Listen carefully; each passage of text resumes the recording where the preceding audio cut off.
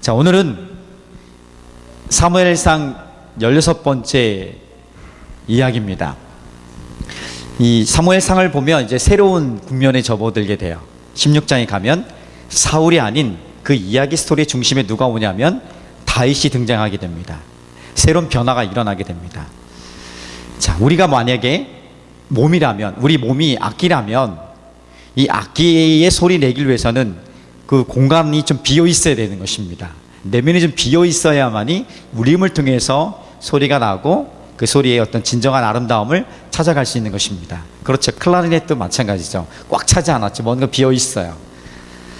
자, 우리가 좋은 소리, 그러니까 내 내면의 진정한 나의 소리, 나의 모습, 하나님이 나를 디자인했던 이 본래의 모습을 우리가 좀 발견하기 원한다면 가능하면 좀 깨끗이 비울 필요가 있습니다. 특별히 불필요한 것들, 의미 없는 것들, 이런 것들 좀 비우고 나야 되는 것이죠.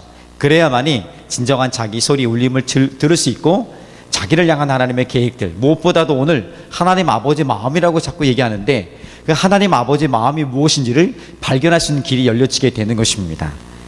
하나님의 마음은, 하나님의 뜻은, 하나님의 선택은 늘 마음 중심에 있다는 것을 다시 한번 우리가 좀 봤으면 좋겠습니다. 자, 그렇다면 중요한 것은 내 마음을 어떻게 깨끗이 비워서 내가 변화된 새 마음을 가질 수 있는 것인가, 그것에 좀 관심을 가질 필요가 있겠죠. 내가 어떻게 하면 새롭게 변화된 삶을 살아갈 수 있을까, 이것이 우리의 좀 관심을 가져야 될 부분입니다. 어떻게 하면 좋을까요? 하인리히 법칙이 있습니다. 하버트 윌리엄 하인리히라는 사람이 이 법칙을 발견했습니다. 따라해볼까요? 좀 어려우니까 하인리히 법칙. 뭐 중요한 것은 아니지만 의미는 있어요. 이 사람이 원래 보험회사 직원이었습니다. 그러니까 산업재해를 당하면 그 사람이 산업재해 왜 당했는지에 대해서 분석하고 통계를 만들어내는, 그리고 통계를 통해서 새롭게 조정하는 그 일들을 감당했던 사람이죠. 그래서 이 사람이 하는 일이 그런 거기 때문에 산업재해가 발생했던 사람들 살피게 됩니다. 그래서 중상을 입은 한 사람이 있다면, 중상을 입은 한 사람이 있었는데 이 한 사람이 있기까지 똑같은 그 일로 인해서 부상을 당한 경상자들이 29명이나 있었다는 거예요. 근데 이 29명 이전에 보니까 똑같은 것으로 인해서 부상을 당할 뻔한, 부상은 면했지만 잠재적인 부상이죠. 사실은 부상을 간신히 면했던 사람이 300명이나 있었다는 것입니다. 그러니까 어떤 큰 사건이 하나가 일어나기 전까지는 29번 작은 사건이 있었던 것이고, 그 작은 사건 29번이 일어나기 전에는 300번 정도의 보이지 않는 위기들이 있었다는 것을 말해준 것이죠. 이것을 통계를 통해서 발견한 것입니다. 그래서 하인리히 법칙을 1대 29대 300이라는 또 법칙이라고 얘기합니다. 꼭 이런 숫자가 정확히 맞는 것은 아니에요. 중요한 것은 아닙니다. 근데 제가 이것을 말씀드리고 싶은 것은 이 하인리히 법칙을 조금 다른 면으로, 부상자나 어떤 문제 일어났던 것이 아닌 우리 삶의 긍정적인 변화를 이끌어내는 것에 좀 관심을 두고 한번 적용해 보면 어떨까 한번 생각해 봤습니다. 자, 우리 삶의 위대한 변화를 기대하고 있죠. 내가 기대하고 소망하는 위대한 변화가 있습니다. 그 위대한 변화가 있다면 그 위대한 변화를 위해서는 적어도 29번의 작은 변화의 시도들이 있어야 된다는 것이죠. 그리고 누군가에게 보이진 않지만 자기 나름대로의 보이지 않는 작은 변화들, 작은 움직임들, 시도들, 이것들이 300번 이상 있어야만이 내 삶의 위대한 변화나 새로운 도전이 내 눈앞에 보이는 것들이 나타나게 된다는 것이죠. 자, 그렇지 않습니까? 횟수가 중요한 게 아니라 정말 실적인 내 삶의 변화가 원한다면, 내 삶에 하나님이 일하시는 것을 기대한다면 작은 변화의 시도들이 필요하다는 것입니다. 작은 변화가 없으면 위대한 변화는 결코 일어나지 않는 것이죠. 존 트렌드라는 사람이 이도 변화라는 책을 썼습니다. 이 책에서 이런 얘기를 한 거예요. 그러니까 180도가 바뀌어야지 변화된다고 보면 사람들이 180도 바꾸기 위해서, 단번에 180도를 바꾸기 위해서 열심히 노력한다는 거야. 그런데 열심히 노력했지만 해결점은 하나도 찾지 못하고 오히려 기운만, 에너지만 빼앗기고 의미를 상실해 버리는 그런 상황에 처하게 된다는 것을 보게 됩니다. 그래서 그런 180도의 변화가 아닌 오늘 내 삶에 있어서 작은 변화들, 180도가 아닌 2도의 변화를 지속적으로 한번 하면 어떨까? 그 2도의 변화가, 내 삶에 보이지 않는 것 같은 2도의 변화가 결국 180도의 변화를 이끌어낼 수 있는 위대한 변화를, 위대한 새 마음을 갖게 하는 일을 만들어낸다는 것입니다. 자, 우리 삶 속에서 이도와 같은 작은 변화가 어떤 것이에요? 오늘 가다 보니까 좀 더럽혀진 곳이 있어요. 내 삶의 영역 가운데 더럽혀진 것이 있으면 그것을 깨끗이 치우고 정리하는 것, 이거 뭐 엄청난 일은 아니에요. 이것을 통해서 내 삶이 변화되는 건 아닙니다. 그런데 이 이도의 변화가 쌓이게 된 변화를 이끌어낸다는 것이죠. 근데 필요한 것이 있어요. 그럼 누군가에게 이 필요한 것을 봤어요. 그럼 내 것을 좀 나눠주는 거, 엄청난 일은 아니지만 작은 것이지만 이것이 위대한 변화를 위한 이도의 변화가 된다는 것입니다. 놀랍죠? 이것이에요. 그러니까 내가 누군가에게 따뜻한 차 한 잔을 대접하고 그리고 따뜻한 격려의 말로 위로하는 것, 뭐 이런 것들이 작은 변화입니다. 결국 이런 작은 내 삶의 것들이 결국 쌓여지고 이런 자세와 삶의 태도들이 위대한 변화를 만들어 간다는 것입니다. 이 위대한 변화는 곧 내 안에 새 마음과 새로운 자세들로 만들어가는 역사를 쓰게 되는 것이죠. 괜찮죠? 근데 이게 어려운 거예요. 사람들은 변화될 것만 기대하지 변화를 위해서 작은 변화를 시도해야 된다는 것, 작은 대가를 치러야 된다는 것은 기꺼이 하지 않기 때문에 변화가 일어나지 않는지도 모르겠습니다. 주님을 향해서 모든 사람을 위해서 기도하고 내가 모든 것을 위해서 다 해보겠다고 하지만 정작 그 마음은 정말 진정한 마음이 진정성이 있는 고백이지만 내 마음 중심에, 내 삶의 중심에 가장 작은, 아무런 변화가 있을 것 같지 않은, 해도 뭐 티도 안 나는 그런 것들 무시하기 때문에 내 삶에 거룩한 일들이, 위대한 일들이 나타나지 않은지도 모르겠습니다. 그래서 작은 부분에서 하나님을 의뢰하고 하나님을 믿고 따라가는 믿음의 삶들이 일어나기를 다시 한번 예수님의 이름 축복합니다. 자, 이도의 변화들, 오늘 하나님은 16장, 사무엘상 16장에서 위대한 일을 새롭게 시작하십니다. 새로운 변화를 시도하십니다. 그것은 다윗을 버리고 사울을 버리고 다윗을 세우는 놀라운 일들을 시작하시는 것이에요.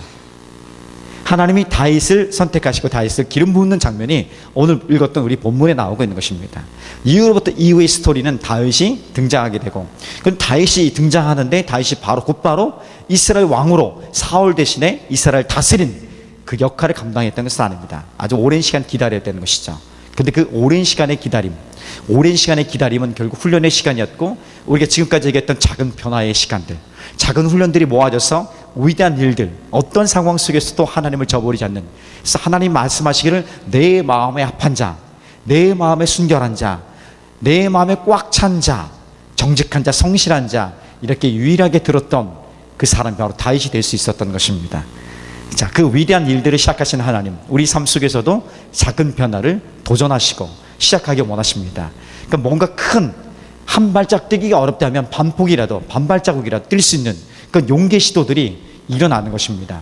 그 반발짝 뛰었다고 마라톤 41.195km를 뛸 수 있는 것은 아닙니다. 그런데 그것이 그렇게 모여지면 어느 순간인간 위대한 능력으로 나타날 수 있는 것이에요. 이 임계점이라는 것이 있습니다. 우리가 할 수 있는 영역에 한계가 있는 거예요. 근데 임계점을 뛰어넘는, 우리 한계를 뛰어넘는 일들은 이 작은 일들이 모여서서, 작은 시도들이 모여서서 이루어진다는 것을 꼭 기억하고 오늘 그를 위해서 한번 달려갔으면 좋겠습니다. 그래서 오늘 첫 번째 사무엘상 16장 1절부터 13절 읽었던 다윗을 기름 부으는 이 장면을 통해서 하나님 말씀에서 첫 번째 메시지는 하나님 나라는, 하나님 뜻은 계속 간다는 것입니다. 사람은 바뀔지 몰라도 하나님 나라는 여전하다는 것입니다. 사람은 불순종하여져서 버림을 당할지 몰라도 하나님 나라는, 그분의 뜻은 여전히 계속 가고 있다는 것입니다. 이게 굉장히 중요한 명제예요. 하나님 나라는 계속 가는데, 자, 그러면 하나님 나라는 계속 가고 있다면 내가 그 하나님 나라에 끝까지 쓰임 받다 가는 것이 가장 복된 삶이라는 것을 깨달았으면 좋겠습니다. 쓰임 받았는데 사울처럼 만 2년 만에 버림을 당하고 그의 평생에 얼마나 불행한 인생을 살아갑니까? 그의 인생의 마지막도 얼마나 비참합니까? 그런 인생을 살 것인가? 아니면 여전히 힘들고 부족하고 연약하지만 작은 변화들이 계속 있어서 내가 좀 더 어제보다 오늘보다 내일이, 금년보다 내년이, 내년보다 10년 후가 더 온전해질 것을 기대하며 온전하게 하나님을 섬기는 그 모습으로 달려갈 것, 그러면서 마지막 시간에 주님과 영원히 동행하면서 주님 품으로 돌아가는 것, 가장 복된 삶이 아니겠습니까? 그 삶이 우리 가운데 기다려지고요. 지금부터 시작하는 것입니다. 아니, 시작했을지도 모르겠습니다. 시작했겠죠. 끝까지 그 일을 잘 감당하기를 다시 한번 예수님의 이름으로 축복합니다. 자, 오늘 16장 1절 말씀을 같이 한번 읽어봅시다. 자, 시작. 여호와께서 사무엘에게 이르시되 내가 이미 사울을 버려 이스라엘 왕이 되지 못하게 하였거늘 네가 그를 위하여 언제까지 슬퍼하겠느냐. 너는 뿔에 기름을 채워 가지고 가라. 내가 너를 베들레헴 사람 이새에게 보내리니 이는 내가 그의 아들 중에서 한 왕을 보았느니라 하시는지라. 지금 사울이 버려졌어요. 그러면 하나님 나라도 멈춰지는 것입니까? 사울이 하나님 나라를 대표하는 이스라엘을 다스리고 있었습니다. 그럼 사울을 하나님이 버리셨습니다. 그러면 하나님 나라도 멈추는 것이 아니겠습니까? 그런데 그것이 아니라는 것이에요. 사람은 멈추고 사람 버린 당해도 하나님 나라는 계속 가고 있다는 것을 보여주고 있는 것이에요. 중요한 부분입니다. 전설적인 영웅이었던 모세가 죽었습니다. 그러면 어떻게 가나안 땅을 들어갈 수 있겠습니까? 그런데 하나님이 여호수아를 세우십니다. 그 여호수아를 통해서 하나님 나라를 이루어 가십니다. 예수 그리스도의 십자가 죽으심으로 끝난 것 같았습니다. 그런데 예수 그리스도의 십자가 죽으심과 이 부활의 복음이 그의 제자들을 통해서 계속해서 증거되고 있는 것입니다. 그리고 오늘 저와 여러분 통해서, 우리를 통해서 예수 그리스도의 십자가 죽으심의 이 죽으심과 부활의 복음이 여전히 증거되고 있다는 것입니다. 그러니까 중요한 게 뭐예요? 그 하나님 나라가 완성되감에 있어서 그 일들을 감당하는 사람이 있다는 것이에요. 그리고 그 사람이 내가 되기 원하는 것입니다. 오늘 내 인생 가운데 한 번뿐이 이 땅에서의 삶 가운데 그렇게 하나님 앞에 쓰임 받다 가는 것입니다. 오늘 스펙, 하나님 나라 스펙을 다음 세대 설교 때 얘기했지만 하나님 나라 스펙은 그런 것들이 돼야 되겠죠. 우리가 보는 스펙들은 외모, 우리가 가지고 있는 것, 누리고 있는 것, 우리가 지금 취하고 다스리고 있는 것, 그런 것들에 관심을 맞춰지겠지만 하나님 나라의 스펙은 전혀 그것과 다른다는 것을 우리가 좀 기억하고 우리의 관심이, 이 땅에서 관심이 바뀌면 안 되겠습니다. 중요하지 않다는 거 아니에요. 보이는 것이, 누리는 것이, 가지고 있는 것이 중요하지 않다는 것이 아니에요. 순서가 뒤바뀌면 안 되는 것이죠. 순서가 뒤바뀌게 되면 언제든지 우리는 무너질 수 있고요. 사울처럼 끝이 비참할 수 있게 됐다는 것을 기억하고 하나님 다시 한번 나를 좀 사용하여 주시고 내가 끝까지 하나님을 섬길 수 있는, 하나님 나라가 계속되는 데 있어서 내 평생 쓰임 받을 수 있도록 해 주십시오. 그것이 우리 기도 제목이 되고 우리 마음의 자세가 되기를 간절히 원합니다. 하나님이 우리 삶 속에서 사람을 그럼 이렇게 사람이 버림을 당하는 이유가 있습니다. 그것은 하나님이 우리에게 늘 기회를 주십니다. 누가복음 15장에 나오는 탕자의 비유처럼 하나님 우리에게 늘 기회를 주세요. 돌아올 수 있는 기회를 주십니다. 돌아오면 하나님이 돌아오길 기다리는 것은 나보다 더 원하시고 기대하고 있다는 것입니다. 그래서 내가 돌아오기만 하면 그 어떤 모양이든 간에, 그 어떤 냄새나고 추한 모습이든지 간에 우리를 긍휼히 여기시고 우리 불쌍히 여기셔서 우리를 용서하십니다. 그래서 안으시죠. 아니, 업으시고 춤추시는 하나님인 것입니다. 이른 양이 돌아왔을 때에 춤추시는 하나님, 그것이 하나님 아버지 마음이에요. 하나님 아버지 마음은 변함이 없습니다. 지금까지 그리고 앞으로도 영원토록 잃은 자를 찾는 아버지의 마음이 기뻐하시는 마음이에요. 99마리의 양이 중요하지 않거나 의미 없거나 별로 기쁨이 없는 것이 아니에요. 그것은 안전해요. 여전히 하나님의 기쁨을 누리고 있고 하나님의 마음을 마음껏 누리고 있는 것이에요. 근데 그것부터 떨어진, 하나님으로부터 떨어진 그 한 마리 양이 결국 그 양은 결국은 어떻게 됩니까? 앞이 보이지 않기 때문에 자기 마음대로 잠깐 갈 수 있을지라도, 형통한 길을 가는 것 같을지라도 그가 낭떠러지긴지 알지 못하고 갈 수밖에 없는 것이에요. 죽임을 당할 수밖에 없는 거예요. 그 결국은 하나님을 떠난 그 양은, 주인을 떠난, 목자를 떠난 양은 결국은 죽음이에요. 이것은 명확하기 때문에 하나님 그를 구원하기 위해서 그 양을 건지시기 위해서 최선을 다하시는 것이죠. 그리고 그것이 돌아왔을 때 가장 기뻐하는 것입니다. 99마리가 천국에 있는 99마리보다 더 기뻐할 수 있는 이유가 거기 있는 것입니다. 이미 그 기쁨을 누리고 있는 사람들이 중요하지 않다는 것이 아니라 중요하지만 그보다 이것이 더 기쁘다는 것이, 그것이 하나님 아버지의 마음이 성경 전체에 깔려 있는 것입니다. 자, 그 마음이에요. 그럼에도 불구하고 하나님은 영원토록 그렇게 부인하고 자기 멋대로 절벽을 향해 가겠다고 결정하고 끝까지 불순종의 길을 가면 누구의 선택이에요? 하나님의 선택이 아니잖아요. 계속 부정하고 불순종하고 이렇게 나가는 그 죄인들의 선택인 것이죠. 그 못된 양의 선택인 것입니다. 그럼에도 불구하고 하나님은 하나님 나라를 이뤄 가십니다. 하나님 마음에 합한 자를 세우시기 원하십니다. 부족하고 불편하고 온전하지 않을지라도 하나님 택하시죠. 그리고 그를 이어가십니다. 그러면 이렇게 버림받는 사람들은 소모품입니까? 절대 그렇지 않아요. 하나님 우리 인생을 그렇게 소모품으로 만드시지 않았어요. 절대로요. 한 사람도 하나님이 우리를 그렇게 소모품으로 만드시지 않았습니다. 우리 모든 인생에 대해서 하나님이 심사숙고하셨고요. 그리고 최고의 디자이너가 최고의 계획과 마음과 사랑을 품고 그곳에 함께 담아서 여러분 우리 각자가 태어나고 만들어진 것입니다. 자, 그렇다면 하나님 우리를 사랑의 파트너로 만드신 것입니다. 스머품이 아닌 내가 너를 사랑의 파트너로 만들었고 나와 함께 일을 하자는 거예요. 나와 함께 하나님 나라를 이루어 가자고 나를 선택하시 부르신 것입니다. 내가 온전해서요? 완전해서요? 아닌 것이죠. 사실 여러분 살펴보세요. 나보다 더 훨씬 더 똑똑한 사람이 어마어마하게 많아요. 여기서도 그렇고요. 더 나아가면 세계로 보면 어마어마하게 많아요. 나보다 더 열정적으로 헌신한 사람이 어마어마하게 많아요. 나보다 더 온전하게 주님을 섬기는 사람이 어마어마하게 많아요. 그럼에도 불구하고 그 부족하고 연약한 나를 왜 선택하셨는지 아직도 이해할 수는 없지만 나를 선택하시고 그 연약한 부족한 나를 훈련하시고 나를 그렇게 쓰시겠다고 하시니까 그때 그 나의 입장은 어떻게 되어야 합니까? 내가 하나님을 향한 반응은 어떻게 되겠습니까? 하나님 감사합니다죠. 부족한 저를 선택해서 감사와 감사밖에 없는 거예요. 주님, 그래서 내가 끝까지 부족하지만 주님 앞에 헌신된 마음으로 이 마음을 지켜가겠습니다. 그런 결단으로 겸손히 엎드리는 것. 이것이 하나님의 백성들의 쓰임받는 사람들의 부르심 받은 자들의 제자들의 우리의 공통적인 마음의 자세, 반응이 되야 될지 믿습니다. 그런 자세가 일어나기를 다시 한번 주님의 이름으로 축복합니다. 사람들 중에는 내가 아니면 안 된다는 사람이 간혹 있습니다. 사실 이런 사람이 있는가 하면 나 없어도 되겠지 않은 사람도 있겠죠. 두 가지 모두 다 그릇된 태도와 반응이죠. 나 아니면 안 된다. 그렇습니까? 절대 그럴 수 없습니다. 하나님 나라에서는 나 아니어도 충분히 하나님 하십니다. 호산나 호산나 하면서 주님을 향해서 찬양하는 예루살렘 입성하는 예수님을 향해 찬양했던 사람들 향해서 얘기합니다. 너네가 찬양하지 않아도 이 돌들로도 내가 찬양받기를 원한다는 거예요. 돌들로도 찬양을 할 수 있게 한다는 것이죠. 하나님은 하나님의 뜻을 이루어 가십니다. 그 하나님 뜻을 이루어가면서 하나님 나라를 이루어가면서 우리를 부르신 것이죠. 꼭 기억했으면 좋겠습니다. 우리가 하나님 앞에 설 때 힘 빼고 내가 지금 어떤 일을 하고 있다고 해서 힘 줄 것이 아니라 힘 빼고 더 겸손하게 엎드릴 때에 하나님 앞에 끝까지 쓰임받을 수 있는 길이 계속해서 보장되어지고 그리고 보호될 수 있는 길이 열리게 될 줄 믿습니다. 포도원 주인이 시장에 나갑니다.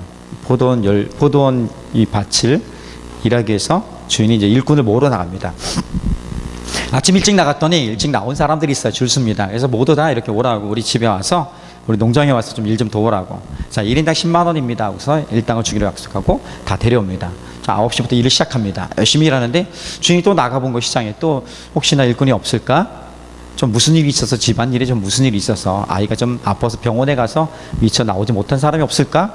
하고 다시 나가봅니다. 나가보니까 있는 거예요.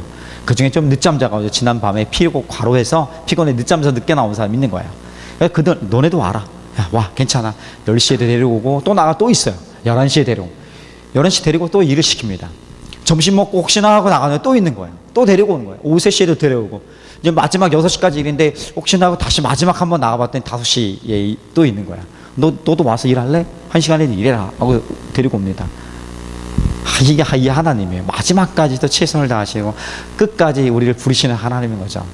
가만히 보니까 성경에는 안 나오지만 왜 5시에 왔니? 오후 5시 왜 나왔니? 물어보니까 집안에 큰 일이 있어가지고 안 좋은 일이 있어서 그걸 해결하다 보니까 그래도 오늘 당장 먹을 것이 없어서 뭐라도 해야 되지 않겠는가 하고 사정이 있었던 것 같아요. 내가 보니까 5시에 나온 사람은 그렇지 않아요?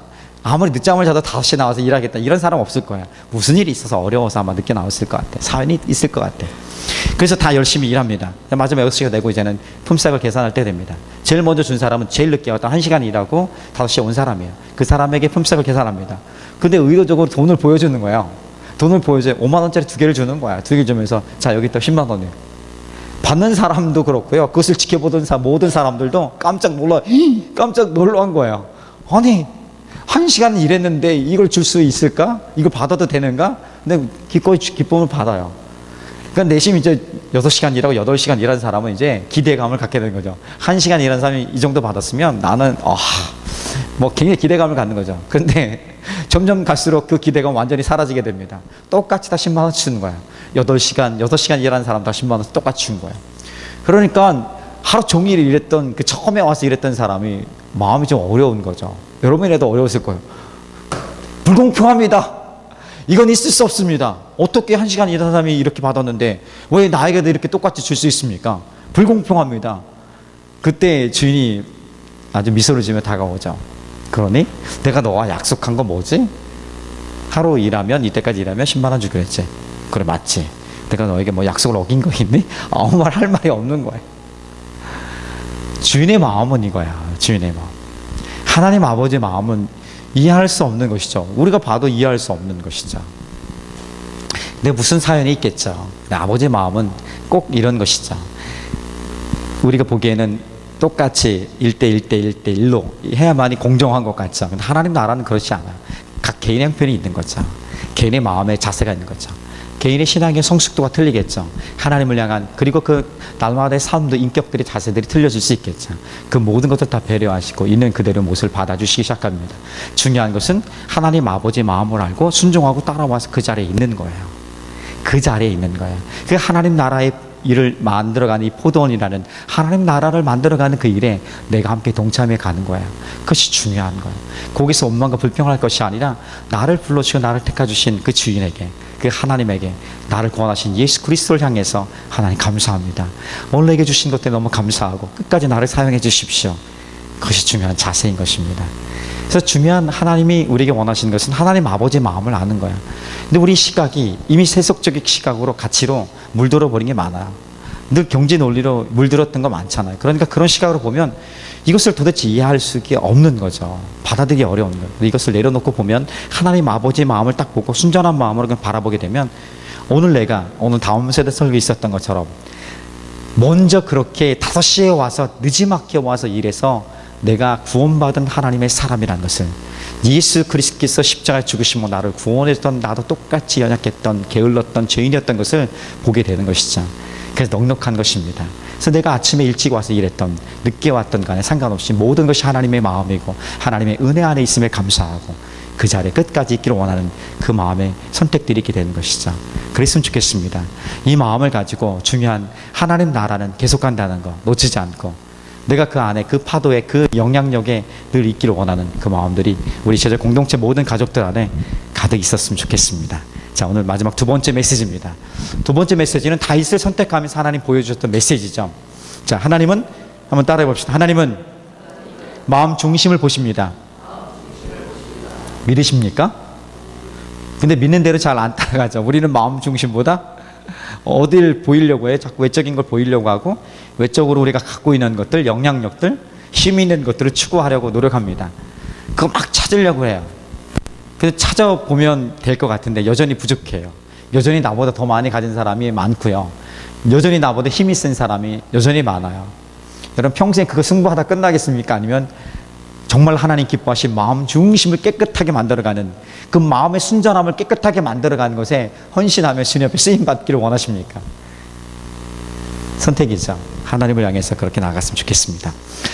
사무엘은 베들레헴이라는 지역으로 가게 됩니다. 베들레헴은 작은 지역이에요. 베들레헴 지역에 가게 됩니다. 당시는 여전히 사울이 통치하고 있었습니다.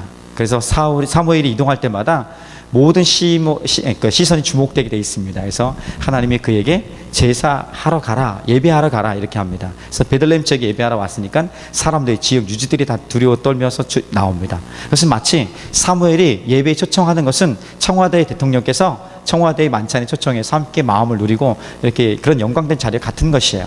그 정도의 분위기입니다. 한 동네 잔치인 거죠. 베들레헴 가면 그 동네 잔치인 것입니다. 그 지역 잔치예요. 그래서 다 모이게 합니다. 지역 장로들 다 와서 예배하자고 하고 특별히 초청합니다. 이새와 이새의 아들들 성결케 하고 이 예배에 함께 예배하도록 하자 초청을 합니다. 그러니까 아들들까지 다 데리고 갑니다. 의도는 뭡니까?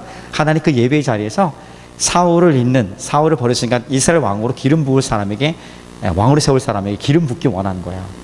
그래서 그 예배의 자리에 초청합니다. 그 장면이 우리가 읽었던 본문에 나오는 것이죠. 자, 16장 6절 말씀을 한번 읽어볼까요? 자, 시작. 그들이 오매 사무엘이 엘리압을 보고 마음에 이르기를 여호와의 기름 부으실 자가 과연 주님 앞에 있도다 하였더니, 이 엘리압은 오늘 초청을 받았던 이새입니다. 이새의 첫째 아들 장남입니다. 보니까 너무 멋진 거예요.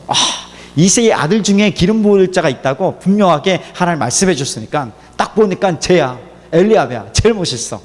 야, 쟤다. 그래서 과연 하나님 기름 부으실 자가 이 사람이구나 했는데 하나님은 노, 단칼에 노 이렇게 말씀하십니다. 그러면서 말씀하십니다. 자, 7절 말씀 읽어볼까요? 시작. 여호와께서 사무엘에게 이르시되 그의 영모와 키를 보지 말라. 내가 이미 그를 버렸노라. 내가 보는 것은 사람과 같지 아니하니 사람은 외모를 보거니와 나 여호와는 중심을 보느니라. 이미 벌써 사울도 보지 않았느냐? 사울이 키도 키면 키, 성품이면 성품, 그리고 얼굴이면 얼굴 다 멋지지 않았느냐? 근데 버려놓으라. 근데 엘리압도 마찬가지였다. 나는 외모를 보는 것이 아니라 마음 중심을 본다. 정확하게 말씀해 주십니다.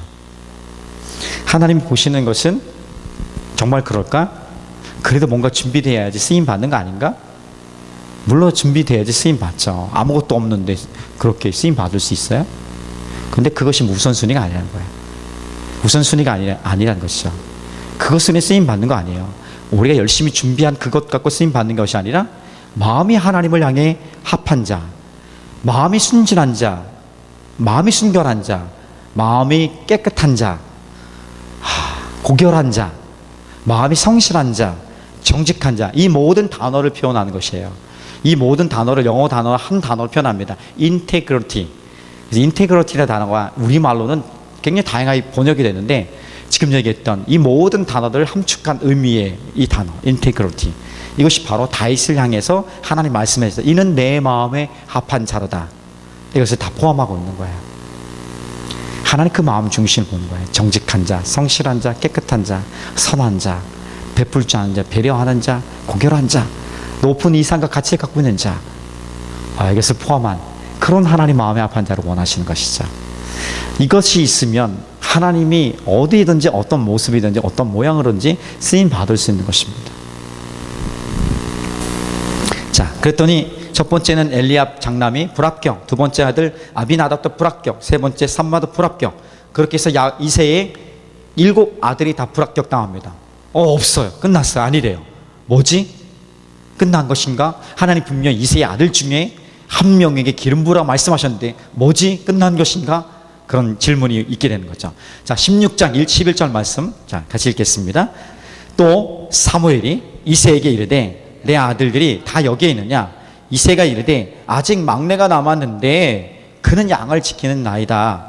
사무엘이 이새에게 이르되 사람 보내어 그를 데려오라. 그가 여기 오기까지 우리가 식사 자리에 앉지 아니하겠노라. 지금 이새가 사무엘을 향해서 대답하죠. 그 대답이 별로 이렇게 기대감이 없습니다. 7명이 단데 한 명 더 있긴 해요. 저 막내가 있어요. 그는 지금 양을 지키는 자인데 양을 지키는 자다. 우리는 그냥 양을 지킬 수 있다 생각하죠. 지금이 어떤 자리입니까? 대통령께 초청을 받아가지고 동네 잔치가 이루어진 거야. 근데 특별히 이새의 가족들, 그의 아들들이 다 초청이 받은 거야. 아들들이 다 초청을 받았는데 지금 이 막내 아들은 지금 양을 지키도록, 야, 양이나 지키고 있어. 너는 일자리가 아니야. 넌 여기 들어올 자격이 없어. 너는 하찮은 일, 보잘것 없는 일을 그 양이나 지키고 있어. 하고 완전히 버림받은 것 같은 삶을 살아가고 있는 거야. 아마 내가 봤을 땐 다윗이요. 그냥 상상을 해보십시오. 얼마나 상처가 큰 삶을 어린 시절을 보냈을까 생각을 해보는 거예요. 이 정도였으면 평상시에는 어땠을까? 다윗은 그냥 뭐 이렇게 거의 인격적인 존중을 받지 못하고 취급을 받지 못했을 것 같은 그런 생각이 많이 듭니다. 자격조차 없는 그럴 것 같은 하찮은 일이라 하는 그런 다윗, 소년 목동, 그 사람이 그런데 하나님이 기름 부으실 자였던 거예요. 하나님 참 멋지셔요. 아주 통쾌해요. 어떨 때 보면 잘 기다렸는데, 그토록 오랫동안 기다렸는데, 그때록 하나님 내가 잘 이해하지 못하는 하나님 말씀을 붙들고 그냥 끝까지 있었는데, 이해하지 못해서 버티고 견디고 있었는데 어느 순간에 한 번에 하나님이 완벽하게 이해하시는 그 순간이 오는 거예요. 하나님의 이름이 높여지는 그 순간에 나는 하나님이다. 내가 너 삶의 주인이다. 이것을 보여주는 아주 통쾌한 일들이 우리 인생 가운데 반드시 일어나기를 축복합니다. 자, 사무엘상 16장 12절 봅시다. 이 사람을 보내어 그를 데려오매 그의 빛이 붉고 눈이 빼어나고 얼굴이 아름답더라. 여호와께서 이르시되 이가 그니 일어나 기름을 부으라 하시니라. 그가 바로 다윗이었습니다. 우리가 잘 기억하는 정말 멋진, 그가 완벽한 인생을 살아서 완벽한 성품을 가져서 완벽한 실력을 가져서 하나님이 그를 끝까지 사용했던 것이 아닙니다. 유일하게 끝까지 사용될 수 있었던 그 비결은 내 마음의 합한 자, 그가 부당한 일을, 부정한 일을 했을지라도, 넘어지는 삶의 자리에 있었어도, 가장 고통스러운 삶의 자리에 있었어도 여전히 하나님을 향한 그 신실함, 성실함, 정직함, 깨끗함은 그대로 가졌다는 거예요. 그 마음이에요. 그 마음 중심을 보신 하나님. 몇 년 전에 저에게 멘탈이 흔들릴 정도로 큰 충격의 말을 들었던 일이 있었습니다. 저희 큰아이가 2학년 때일 거야. 아마 중학교 2년 됐겠네요. 그 정도 때 제게 얘기를 한 것이 있습니다. 아빠, 저에게 큰 기대를 갖지 마십시오. 이렇게 얘기한 거야. 갖지 않았으면 좋겠다. 부담감이 있었다는 거야. 한 번도 나는 그에게 부담을 주려는 생각은 안 했지만 부담감이 있었던 거야. 그래서 제가 좀 어려운 마음으로, 떨리는 마음으로 입을 열었죠. 그래, 미안하다. 그렇게 부담감을 갖게 해서 앞으로 부담감을 갖지 않도록 할게 하고 네가 하고 싶은 대로 하렴. 이렇게 했습니다. 제 마음 가운데 그냥 기대감이 있었던 거야. 기대감이 하나님을 향해 깨끗한 마음이 아닌 그냥 욕심이었던 거죠. 욕심이 조금 들어오면요, 욕심은 이 전염성이 어마어마합니다. 생각과 마음 중심 삶까지도 잡아삼키는 데 있어서 그렇게 오래 걸리지 않아요. 날마다 그 욕심을 가지고 하나님께 나아가고, 하나님 내가 이것 좀 처리해 달라고, 나를 도와달라고 구하지 않으면 여러분 우리가 살 수 없는 연약한 존재입니다. 그 누구도요. 제가 보기에는 저는 그런 사람입니다. 그래서 하나님께 설 수밖에 없는 것이죠. 근데 지금 몇 년이 지난, 제가 얼마 전에 묵상하면서 물어본 거예요, 내 스스로에게. 지금은 어떨까?